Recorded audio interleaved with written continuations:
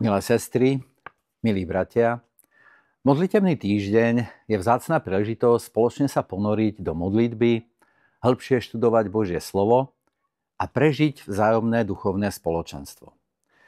Ponúkame druhým aj sebe navzájom drahocenný čas, ktorým spomaľujeme náš uponáhľaný život, aby sme sa sústredili na to najdôležitejšie, na náš vzťah s Pánom. Celý týždeň nás bude sprevádzať téma, ktorá je nám adventistom zvlášť blízka. Druhý príchod Ježiša Krista. Každý deň prežijeme obohatenie v jednej z najzásadnejších a najpodnetnejších pravd písma, ktorá je zdrojom úžasnej nádeje. V dnešnom svete, plnom neistoty, prevratných premien, ale aj obav z budúcnosti, sa ľudia často pýtajú: kam smerujeme?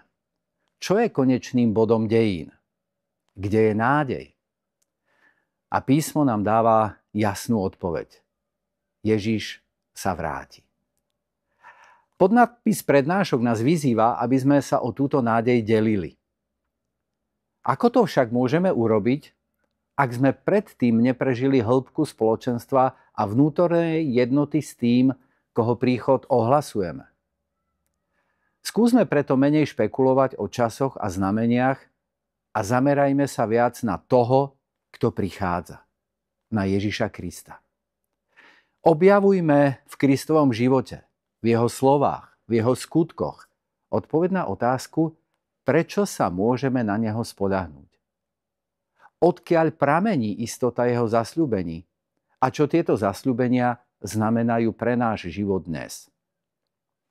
Premýšľajme nad tým, aký vplyv by mala mať táto nádej na naše konanie, správanie k druhým, na našu aktívnu účasť na spoločenskom živote a v službe druhým.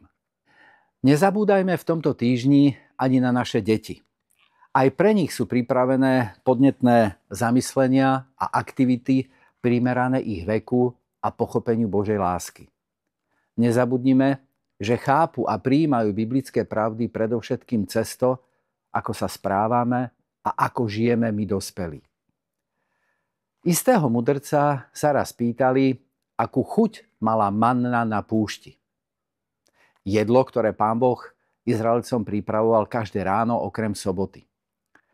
A mudrc sa na chvíľku zamyslel a odpovedal: mala takú chuť, akú mal ten, kto ju jedol. Mala chuť túžby každého človeka. Akú chuť budú mať prednášky modlitebného týždňa? Akú atmosféru budeme prežívať na spoločných stretnutiach? Takú, aká je naša túžba po Ježišovi. Po vzájomnom spoločenstve s ním. Aká je naša túžba po opätovnom stretnutí s ním. Aká je naša túžba po spoločnej modlitbe a po prehlbovaní našich duchovných vzťahov. Prežívajme modlitebný týždeň s otvoreným srdcom a mysľou. Nechajme sa viesť Božím duchom tak, aby nádej na Kristov návrat nebola len teóriou.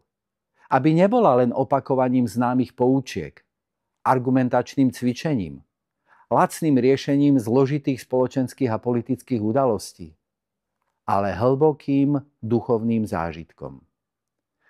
Kristus je nielen stredobodom biblických náuk, ale živou nádejou, ktorá mení prítomnosť a dáva zmysel budúcnosti. Prajem si, aby sa modlitebný týždeň stal silným duchovným oživením pre každého z nás.